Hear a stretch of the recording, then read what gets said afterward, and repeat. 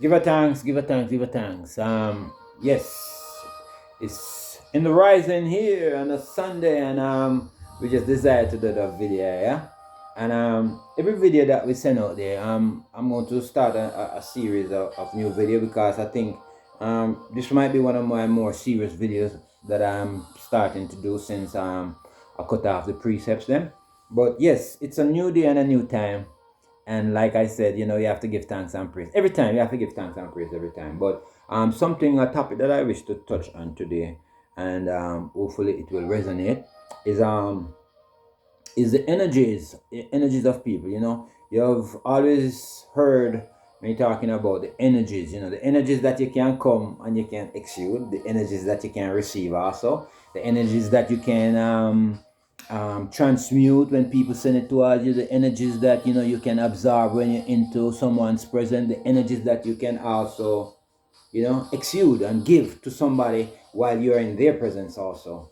And it's a beautiful thing. It's a beautiful thing. And everything that you experience in life, I think we should count it like, it's experience, goodness.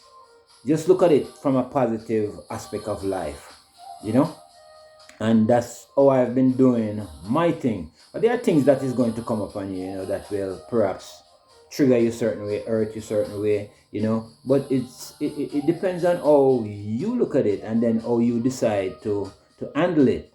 Are you going to allow it to trigger you, or are you going to transmute it?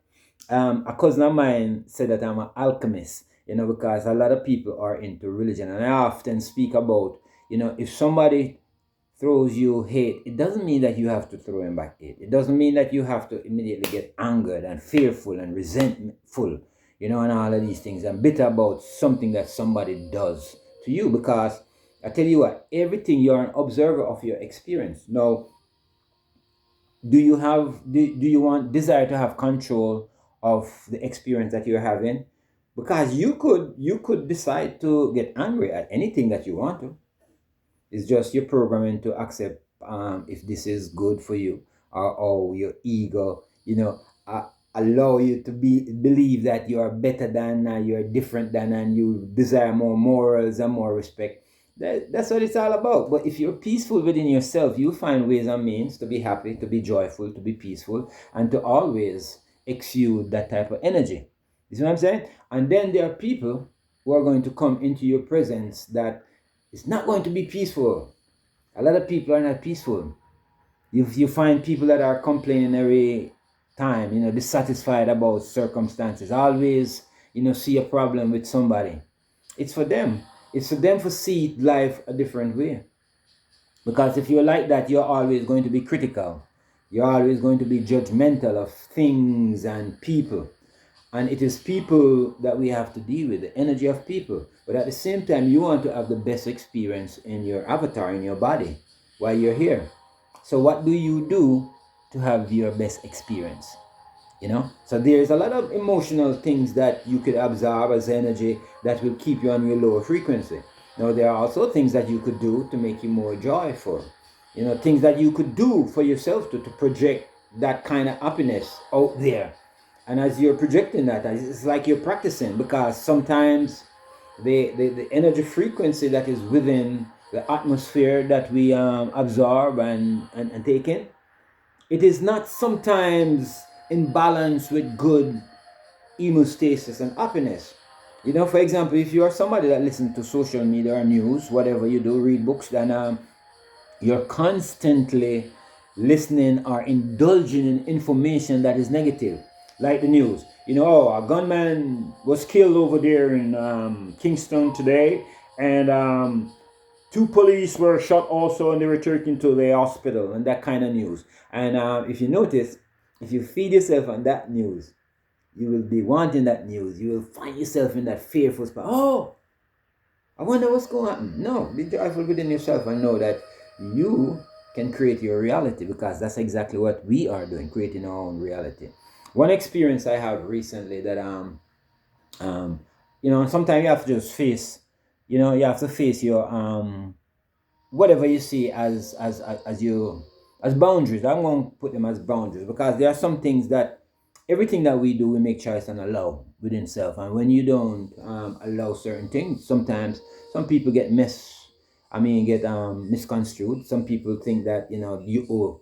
We don't owe nobody nothing more than good deed, especially physical. We don't owe nobody not owe nobody nothing physical, no money, nothing. So don't get disappointed if somebody don't give you money, if somebody don't put you up. Just be thankful for where you're at and the things that you have in life, because that's, yeah, sometimes we make choices to work together, and sometimes we separate and you think we can do it by ourselves. One example that I'm facing is a good friend of mine, or so-called good friend of mine, whatever it is. But if you're a friend, you're supposed to look out for me. I rented this space for over a year, and I paid him way over $4,000, I believe, combined with light bill and electricity. And it was a doghouse that didn't have no shitting facility in there, no bathing facility in there, and I had to be buying gas. The electricity was cut off every week, and I had to be stealing electricity from a little thing. But I was living, and I chose to live there for almost a year, and then I left. Now that I have left, and I'm in a good position, and in a place where I can take a shower, in a place where I can, shit in the toilet and flush it down the drain. I used to shit in bags, believe me. And it was me and an empress that used to live there. And like I said, the empress get up and cut. Well, we separated, put it that way. We never say get up and cut, but it was something that we decided on, and then to live a better life. Now here is it, that I am in a better space. you know a very good lady friend of mine invited me up, and I'm now in Atlanta, and I'm doing so good. I'm so respectful and thankful of the energies that this lady has granted me. You see, shave off the look a bit, get me presentable. You see, all of these things that I'm wearing now, nice and new, she bought them for me. And I'm up in this space now.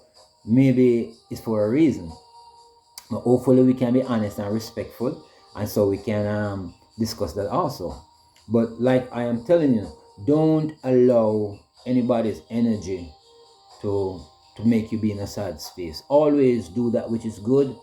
Be in a happy space. Don't get angered by people, man. Don't let people get you angry. Because when you get angry, you're not in a good space. When you're getting fearful and resentful, that is not a good space to be, because you see, you're not sowing. And at all times, I think we ought to be in a position where we can constantly sow goodness into the atmosphere. Goodness by what we think, goodness by what we speak, goodness by our action, goodness by our, it makes a character, and then our character becomes that person that you will see. So I always try to practice. I'm not going to say I'm perfect. So if you told me some bad shit, I'm going to try to see the way, oh, I can alchemize that. Alchemizing is not a bad practice. We used to do that. It's a mental thing where you're using the emotional energy to transmute yourself into a higher frequency. That's all alchemization is. So if you want to take religion to alchemize, or you want to take words, or you want to take your very own self-intuitive, because self will teach you the best, you do that. Alchemize for goodness. Alchemize for a wonderful purpose of unity, love, peace, happiness, joy.